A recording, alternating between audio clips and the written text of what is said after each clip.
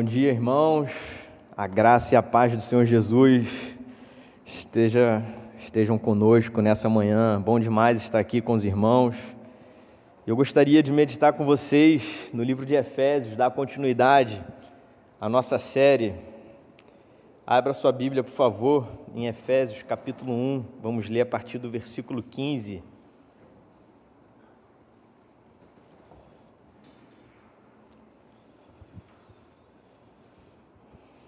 Já aviso a você que essa família é uma família que chora.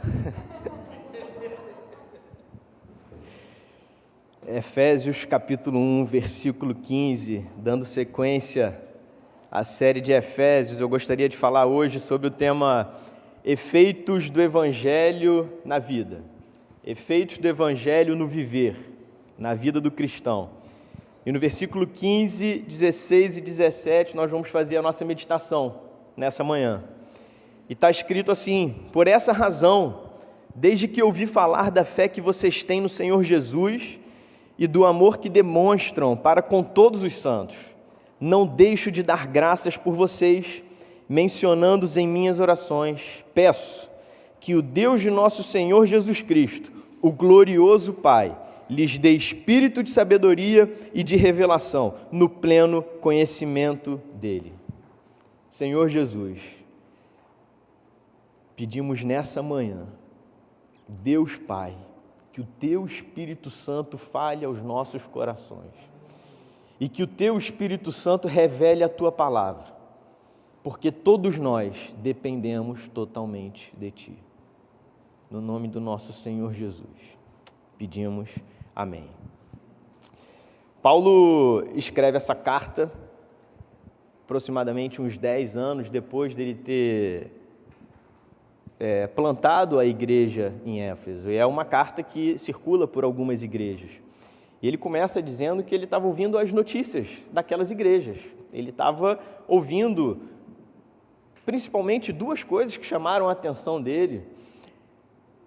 E a primeira era que aqueles irmãos tinham fé no Senhor Jesus e que também eles tinham um amor para com todos os santos, e ele fica muito grato a isso, e ele ora continuamente por isso. Vamos meditar nesses primeiros 2 versículos, e eu queria te perguntar o seguinte, indo direto ao ponto da mensagem, tá? O que Jesus representa na sua vida? Paulo ele é muito meticuloso, né, na sua escrita, nas suas palavras, e cada palavra, cada frase é rica em significado, como a gente tem visto desde fevereiro para cá. Afinal de contas, nós estamos no 15º versículo há aproximadamente 8, 9 semanas, 10 semanas. E então, todo domingo a gente consegue avançar um versículo, 2, 3, hoje a gente vai tentar 3. Também queria perguntar para você pelo que sua igreja é reconhecida.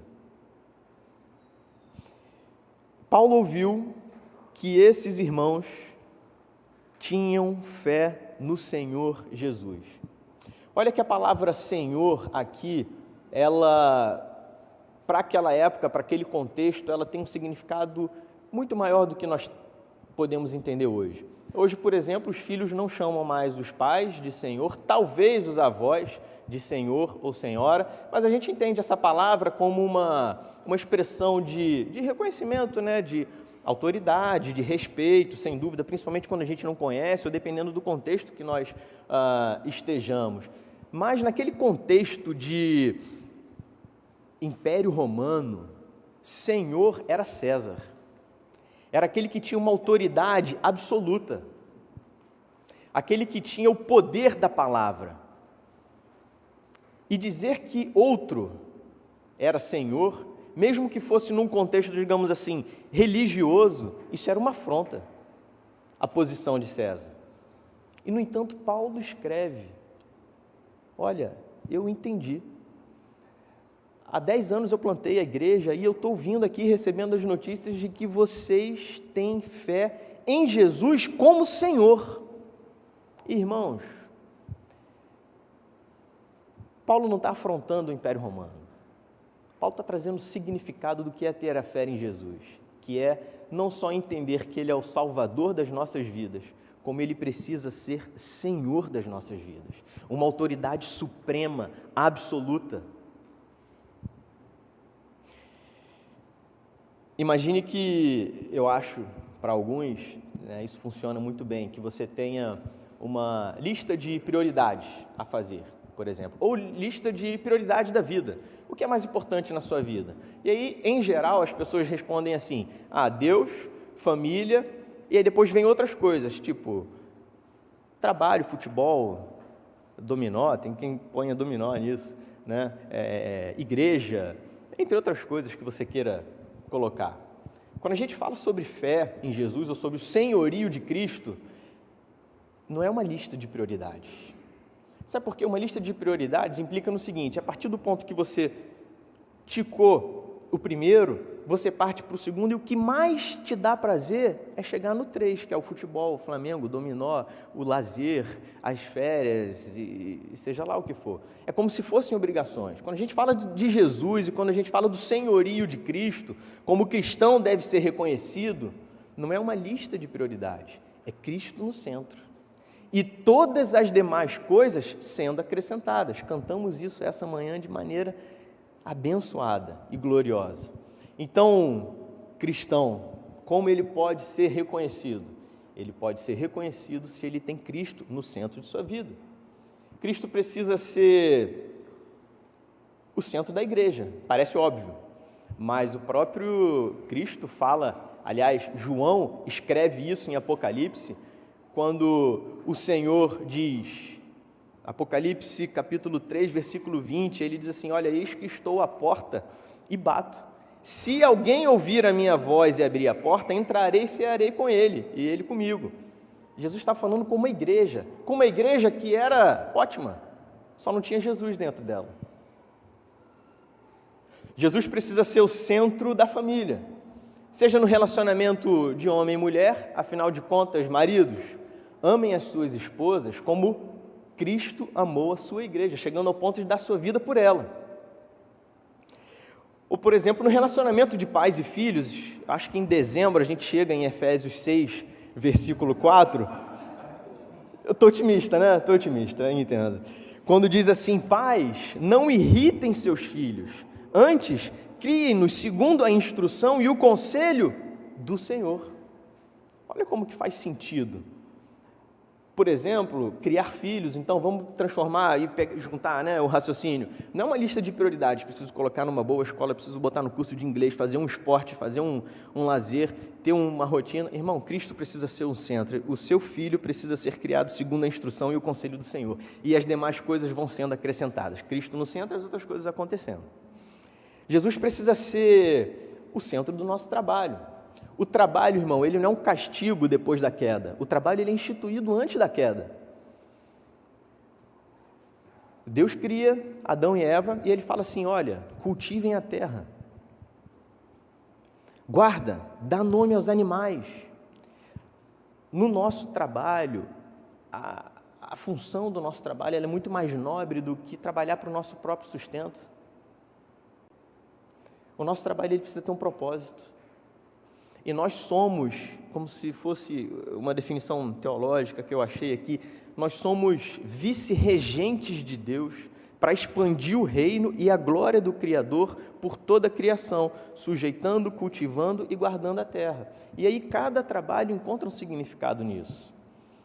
Estou falando sobre cristocentricidade, o senhorio de Cristo nas nossas vidas, uma autoridade suprema, aquele que fala e obedece, e Cristo como centro das nossas vidas, e não como algo que a gente precisa respeitar ao máximo e ficar isolado de todas as coisas.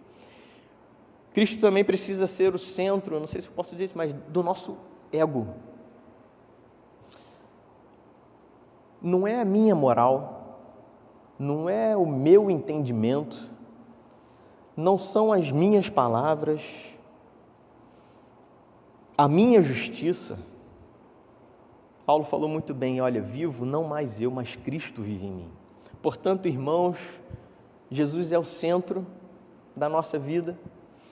Será que podem olhar para nós, ou será que nós, isso eu acho que é o mais importante, você pode olhar para você mesmo e refletir, o Senhor tem esse lugar central na minha vida?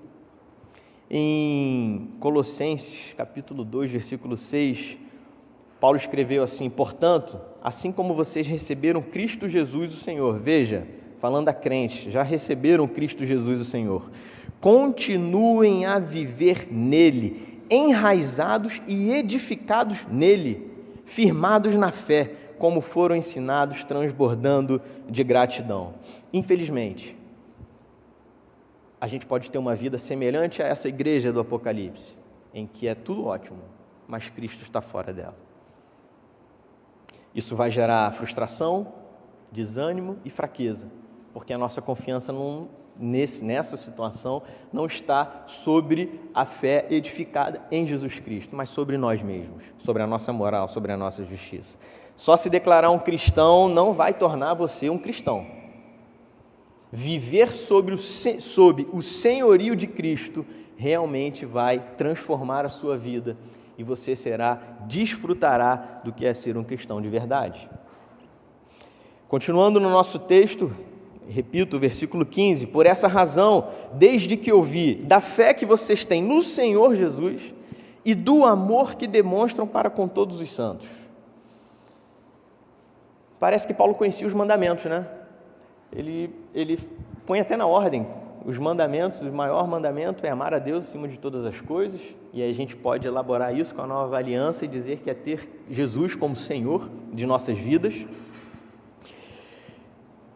e amar ao próximo como a ti mesmo. Paulo aqui menciona o amor que demonstram para com todos os santos. Sabe o que o João escreve no capítulo 3, versículo 23? E o seu mandamento é este, que creiamos no nome de seu Filho Jesus Cristo e nos amemos uns aos outros. Paulo estava ouvindo que aquela igreja era uma igreja boa de viver. Sabe uma igreja que tem um bom convívio? Infelizmente, aqui, agora, nesse contexto de pandemia, a gente meio que perdeu um pouco isso, de estar junto com os irmãos, de estar sempre abraçado e reunido, visitar as casas e tudo mais. Nós vamos retornar a isso em nome de Jesus, retornaremos a essa época, né? Estaremos mais próximos de novo, visitando e abraçando e tudo, mas igreja boa, comunhão boa entre os cristãos é uma comunhão em que nós nos amamos, estendemos a mão, ou vivemos como na igreja primitiva, em que estamos todos juntos, temos tudo em comum e repartimos o pão e permanecemos na doutrina dos apóstolos, em oração.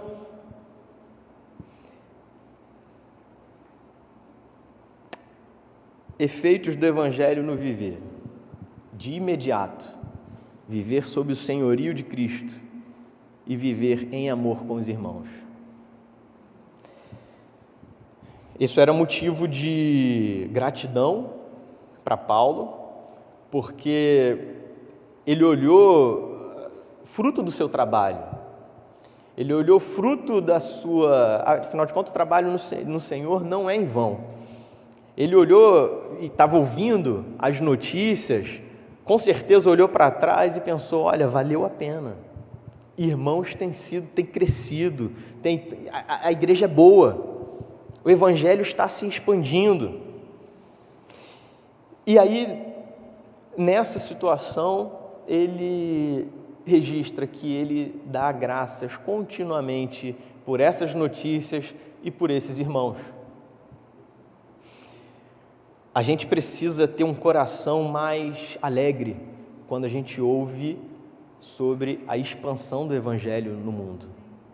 A gente precisa ficar mais alegre quando a gente ouve sobre, por exemplo, plantações de igrejas saudáveis nesse mundo afora.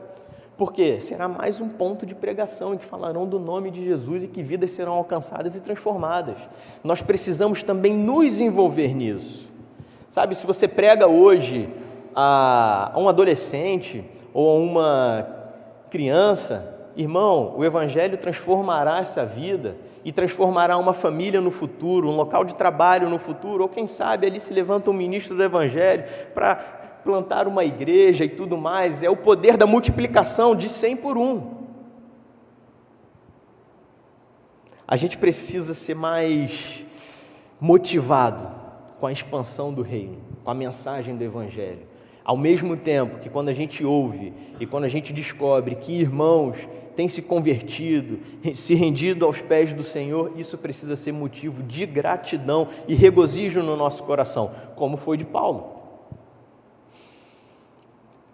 Sobre o poder da multiplicação de 100 por 1, isso está registrado em Marcos, eram palavras de Jesus. Jesus estava contando sobre aquela parábola em que vem um semeador, joga sementes, e que cada coração é um tipo de terreno, e quando encontra um terreno bom, em Marcos 4:20 ele diz: outras pessoas são como a semente lançada em boa terra, ouvem a palavra, aceitam e dão uma colheita de 30, 60 e até 100 por 1. O poder do evangelho é tremendo. Nós precisamos também crer nisso, criar uma motivação no nosso coração, arregaçar as mangas e trabalhar para o Senhor, assim como Paulo fez. Ele estava feliz, grato, em oração, porque é um trabalho feito há 10 anos, e o evangelho se expandia e contagiava aqueles irmãos.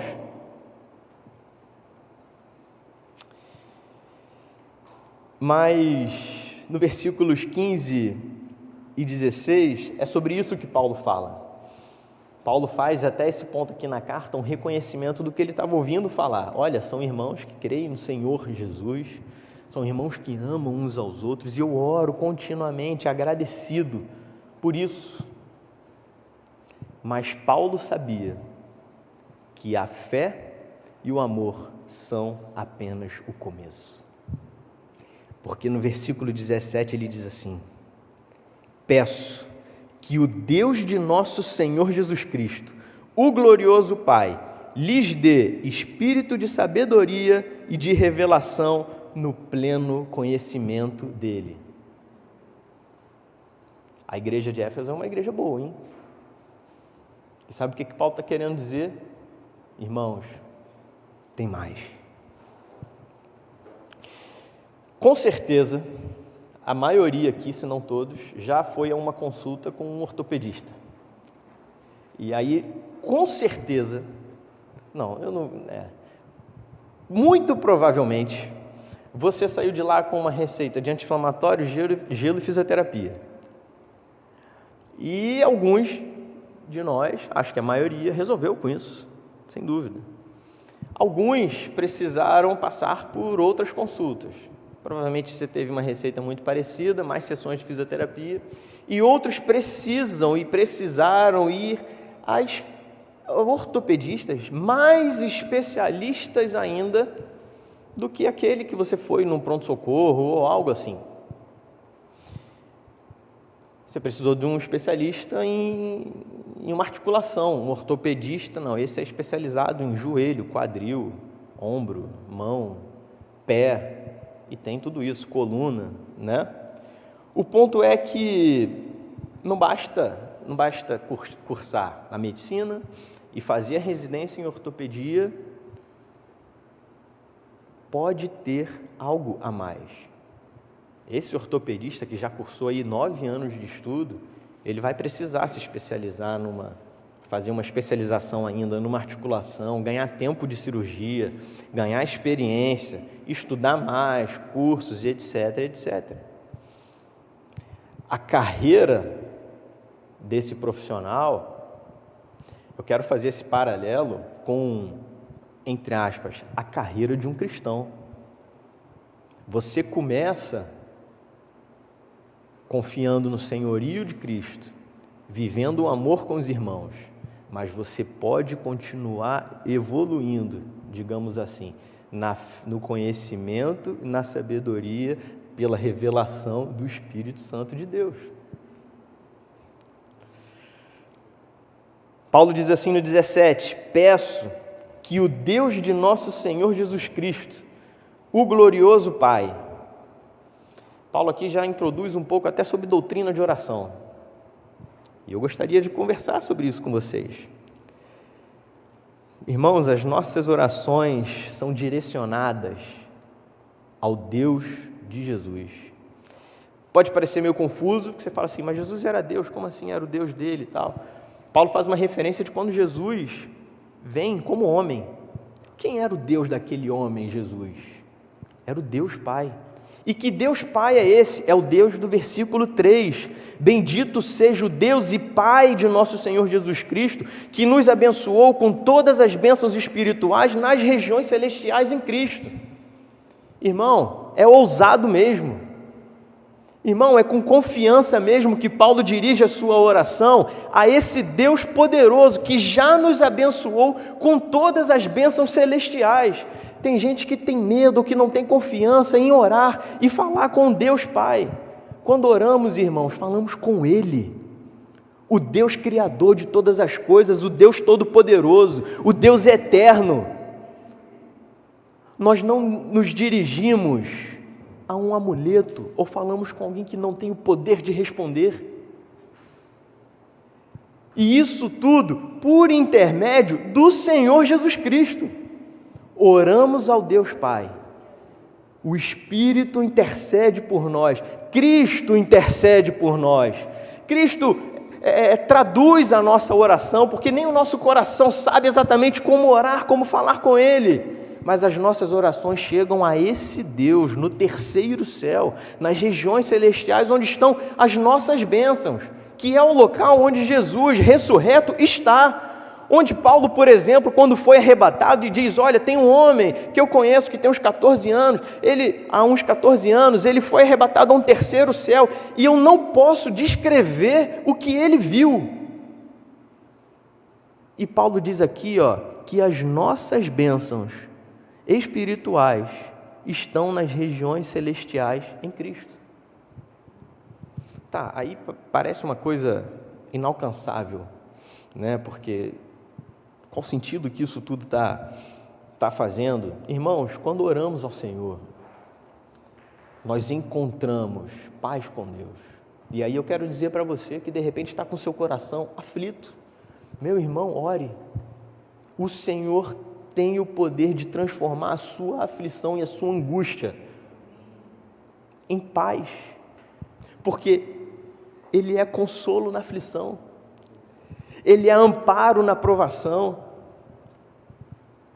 Irmãos, a nossa perspectiva, quando oramos, ela se transforma. Não é mais uma perspectiva nas coisas terrenas, é uma perspectiva nas coisas celestiais. E isso transforma o estado do nosso coração e do nosso espírito. E não tem outra coisa capaz de fazer isso senão o Espírito Santo de Deus. Mas eu quero falar ainda sobre oração e daqui a pouco falaremos sobre o Espírito.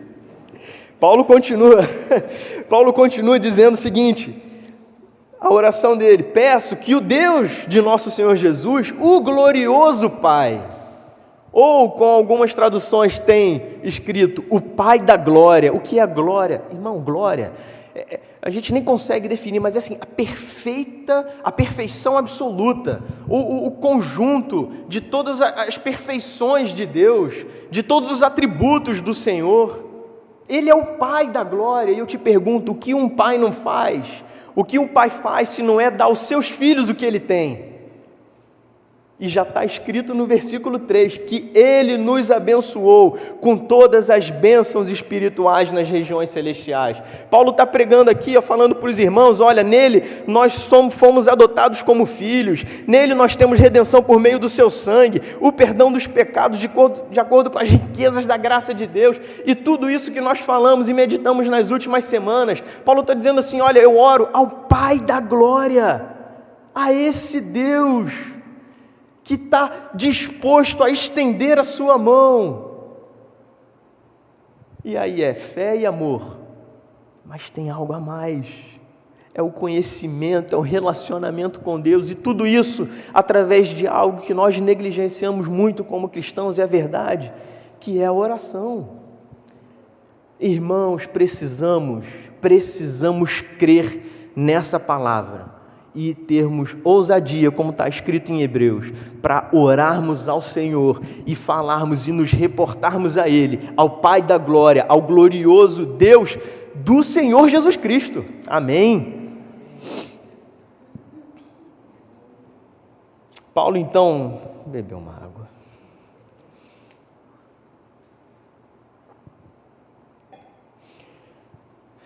A esse Deus então, vamos revoltar aqui no texto.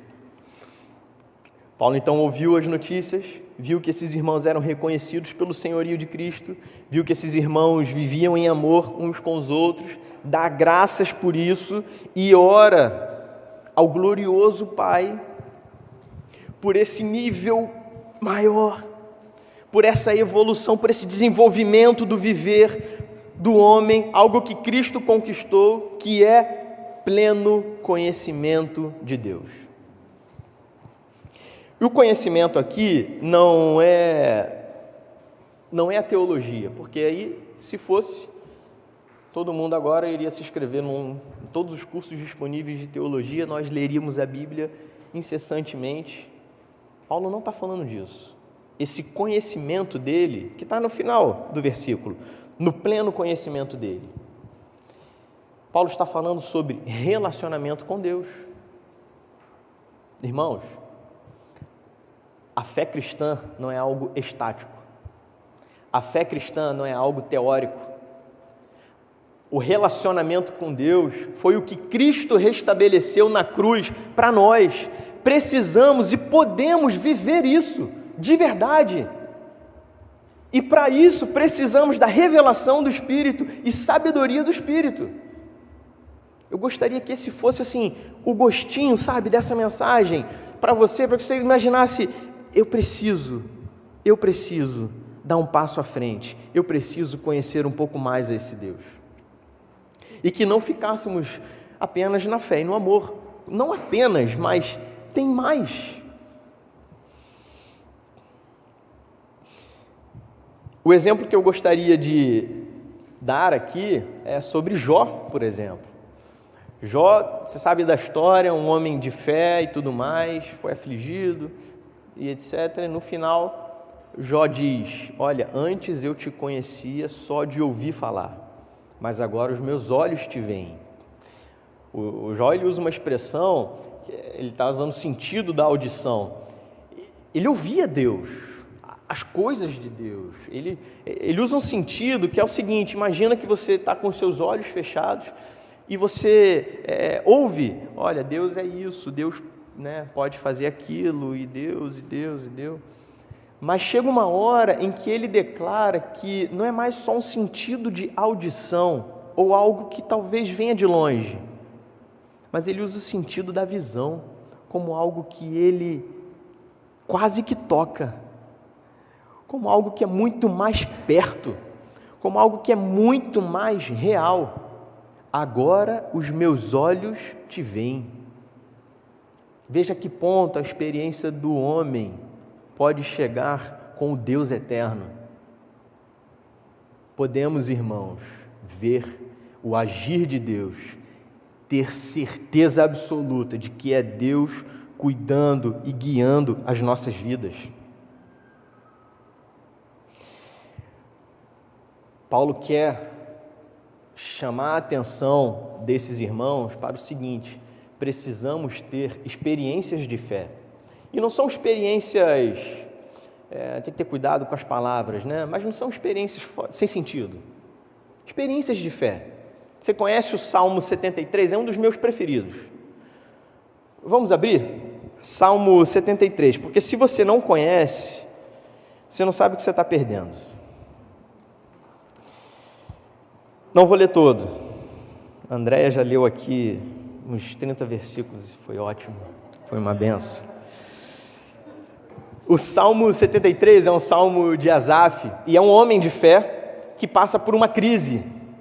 Ele está com uma crise dos primeiros versículos, até o versículo 15, ele está com uma crise, ele está angustiado, ele tem inveja do ímpio, ele não vê sentido na fé dele, ele não vê sentido na santificação, ele está angustiado, ele está desesperado, ele chega a dizer, me foi útil manter o coração puro. Mas sabe qual foi a experiência de fé desse homem? Versículo 16, ele diz assim, quando tentei entender tudo isso, eu achei muito difícil, porque Não dava. Olha o 17. Até que entrei no santuário de Deus. Irmãos, quando estamos na presença do Senhor, tudo fica diferente. A nossa perspectiva muda, entenda isso. Não olhamos mais para o caos desse mundo. O nosso coração é elevado a algo, como ele diz aqui, ó. Eu entendi que eu sempre estou contigo, tomas a minha mão direita e me sustens, tu me diriges com o teu conselho. O meu corpo e o meu coração poderão fraquejar, essa é a nossa realidade, mas Deus é a força do meu coração e a minha esperança para sempre. Irmãos, quando foi a última vez que você orou ao Senhor e o seu coração saiu transbordado desse renovo, dessa esperança? É isso que Paulo está querendo dizer para aqueles irmãos. Olha, não vamos viver somente uma vida de fé, vamos viver uma vida de senhorio de Cristo, de amor com os irmãos, mas vamos ter relacionamento com esse Deus eterno e poderoso que muda a situação do nosso coração e age em nosso favor e transforma o que a gente não consegue entender. Irmão, o crente é muito diferente. É muito. Porque a nossa esperança não está naquilo que a gente está vendo, a nossa esperança não está na vacina, irmão. E como eu me arrependi de vacina ontem, você não tem ideia. Mas não arrependi não, tem que tomar vacina sim, foi só um evento adverso aí. Irmão, vamos continuar. No 28, para fechar o Salmo 73, ele diz assim: mas para mim, bom é estar perto de Deus. Fiz do soberano Senhor o meu refúgio. E o que eu quero te dizer é que você possa fazer do Senhor o seu refúgio. Que você tenha um relacionamento de fato abençoado com Ele. Relacionar-se com Deus é o ponto alto da nossa redenção. É restabelecer o conhecimento de Deus Pai, o relacionamento como nosso ajudador, nosso guia e o nosso sustentador. O evangelho que a gente prega e que a gente vive, que a gente ouve falar, que a gente lê, ele não pode ser algo teórico, somente isso, né? Coeso, bonito, olha, faz todo o sentido, articulado, inteligente, isso é legal. Mas ele não pode ser só isso. O evangelho, ele é vivo. O evangelho precisa ser coerente na prática, portanto, transformador de vidas. E para a gente partir para o final, a oração de Paulo é: peço que o Deus Senhor Jesus, o glorioso Pai, lhes dê espírito de sabedoria e de revelação. Há quem entenda que esse espírito deveria ser escrito com letra maiúscula, porque Paulo faz uma referência direta ao Espírito Santo. Mas nas traduções vem como espírito de sabedoria e revelação. Isso não muda em nada o sentido do que está querendo dizer, porque quando a gente fala sobre sabedoria e revelação, não são das coisas terrenas, ou das coisas materiais, ou daquilo que nós podemos aprender na faculdade, na universidade, ou muitas vezes sentado do livro, a não ser que o Espírito Santo traduza e revele o que realmente significa aos nossos corações. Portanto, entender a mensagem do Evangelho, o poder do Evangelho, meu amigo, só com a ajuda do Espírito Santo.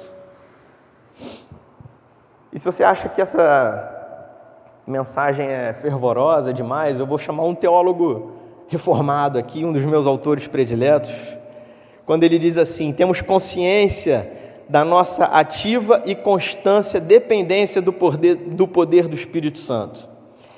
Veja bem o que ele disse, retirado de um dos seus livros, Dr. Martin Lloyd Jones, todo mundo gosta, o colega abençoado, o homem que foi abençoado. A atitude da pessoa para com o ensino bíblico referente ao Espírito Santo proclama claramente se ela tem ideias corretas sobre a doutrina do homem, a doutrina do pecado, a doutrina do Senhor Jesus, a doutrina da redenção na sua totalidade. Isso porque não há doutrina que nos mostre tão claramente o nosso completo desamparo, da desesperança com este singular ensino, concernente à obra do Espírito Santo na aplicação da redenção a todos nós. Como nós podemos conhecer a Deus? Através do agir do Espírito Santo. É Ele que nos revela sua palavra, é Ele que transforma letras em vida no nosso coração, é Ele que transforma o entendimento da letra para algo que seja realmente transformador para o nosso espírito. Porque o cristão é diferente, porque as nossas perspectivas de bênçãos, ela está nas bênçãos espirituais, nos lugares celestiais. Porque nós precisamos e temos que ter conhecimento da palavra, devemos se inscrever em seminários, ler livros e aprofundar o nosso conhecimento, mas, irmão, o Espírito Santo precisa estar do seu lado, dentro de você, revelando as Escrituras e fazendo aquilo ali ter todo sentido. Não são as filosofias, não é a sabedoria humana, nem a nossa capacidade intelectual. Se você acha que vai compreender o Evangelho dessa maneira, ou se você tem ouvido o Evangelho e acha que muita coisa, eu preciso ler um pouco mais e tudo mais, eu te estimulo, leia. Mas eu quero te falar uma coisa antes. Sabe o que eu peço? Eu peço que o Deus do nosso Senhor Jesus Cristo, o glorioso Pai, lhes dê espírito de sabedoria e de revelação no pleno conhecimento dEle. Precisa ter o agir do Espírito Santo. Não vou ficar repetindo essa mesma coisa, eu gostaria de explicar isso com a própria palavra, e eu peço que você abra sua Bíblia, em 1 Coríntios, capítulo 2, para a gente encerrar e desfrutar do almoço do Dia das Mães, quem puder. 1 Coríntios 2, no versículo 6, Paulo escreve assim: entretanto, falamos de sabedoria entre os que já têm maturidade, mas não da sabedoria desta era, ou dos poderosos desta era, que estão sendo reduzidos a nada. Ao contrário, falamos de sabedoria de Deus, do mistério que estava oculto, o qual Deus pré-ordenou antes do princípio das eras, para a nossa glória. Nenhum dos poderosos desta era o entendeu, pois se o tivessem entendido, não teriam crucificado o Senhor da glória. Todavia, como está escrito, olho nenhum viu, ouvido nenhum viu, mente nenhuma imaginou o que Deus preparou para aqueles que o amam.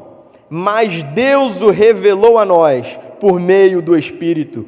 O Espírito sonda todas as coisas, até mesmo as coisas mais profundas de Deus. Quer entender qual é a vontade de Deus, irmão? Você depende do Espírito Santo. Pois quem conhece os pensamentos do homem, a não ser o espírito do homem que nele está? Da mesma forma, ninguém conhece os pensamentos de Deus, a não ser o Espírito de Deus. Nós, porém, não recebemos o Espírito do mundo, mas o Espírito procedente de Deus, para que entendamos as coisas que Deus nos tem dado gratuitamente. Irmão, para a gente entender Efésios, a gente depende do Espírito.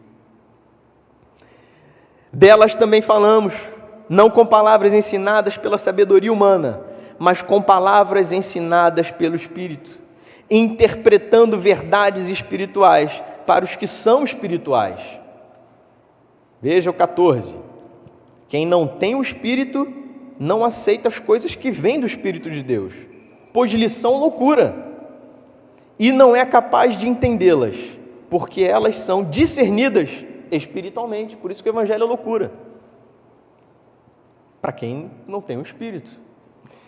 Mas quem é espiritual, e aqui não é um patamar de espiritual, aquele é espiritual, não é isso, é quem recebeu o Espírito Santo, é você. Mas quem é espiritual discerne todas as coisas, e ele mesmo por ninguém é discernido. Pois quem conheceu a mente do Senhor para que possa instruí-lo? Nós, porém, temos a mente de Cristo. Vamos ler o texto de Efésios de novo para a gente acabar. Versículo 15. Por essa razão, desde que ouvi falar da fé que vocês têm no Senhor Jesus e do amor que demonstram para com todos os santos, não deixo de dar graças por vocês, mencionando-os em minhas orações. E nessa manhã, que a oração de Paulo e que o que ele registra aqui seja algo repetido nos nossos corações e nos nossos ouvidos, que realmente incomode, que realmente traga sede. Quando ele diz no 17: peço que o Deus de nosso Senhor Jesus Cristo, o glorioso Pai, lhes dê espírito de sabedoria e de revelação no pleno conhecimento dele. Amém. Vamos orar? Gostaria de te convidar a ficar de pé. Eu gostaria de encorajar você a que você não só me acompanhasse em oração, mas que você orasse com o seu coração, pedindo para que esse Deus e tudo isso que nós meditamos aqui, que isso faça sentido na sua vida, de verdade. Senhor Jesus, que bênção! Deus Pai, Deus eterno, Senhor que está no seu trono de glória, Deus Criador Todo-Poderoso, a Ti, Senhor, nessa hora nós dirigimos a nossa oração, nós colocamos diante de Ti, Senhor, porque cremos que Cristo é o Senhor das nossas vidas, Cristo que nos libertou naquela cruz, e o Senhor recebe e atende as nossas orações.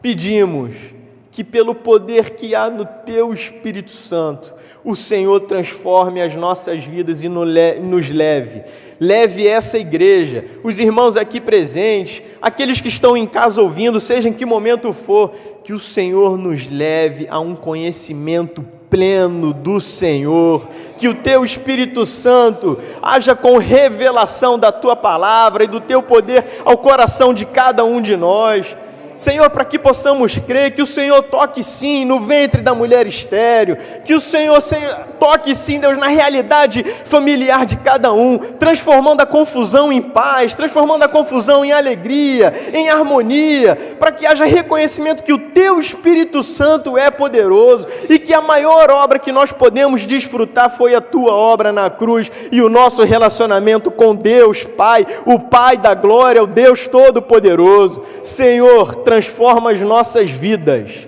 transforma a nossa fé, a nossa vida espiritual e nos leve, Senhor, para termos um relacionamento íntimo contigo. Nos abençoa, Senhor, nesse domingo. Obrigado pela Tua palavra.